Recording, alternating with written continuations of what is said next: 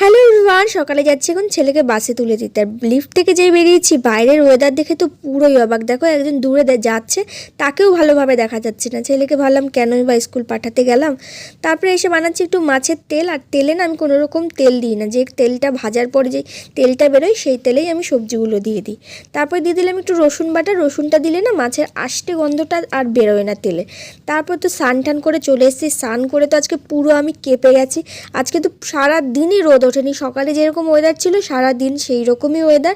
তারপর হিটারটা জ্বালিয়ে হিটারের সামনে বসে একটু কিছুটা গরম হয়ে ক্রিম ট্রিম লাগিয়ে এখন যাব ছেলেকে আনতে।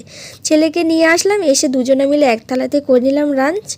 বিকেলে করে দিয়েছি জোম্যাটো ওপেন, আর অর্ডার আসা শুরু হয়ে গেছে। আর আজকে না অর্ডারটা ভীষণই কম, কারণ বাইরের ওয়েদার ভীষণই খারাপ, কিচ্ছু দেখা যাচ্ছে না। মানে দূরে 1 ফুট দূরে একজন মানুষ দাঁড়িয়ে থাকলে তাকেও দেখা যাচ্ছে না। দেখো ঘরের জানলা পর্যন্ত কেমন জল জমে গেছে।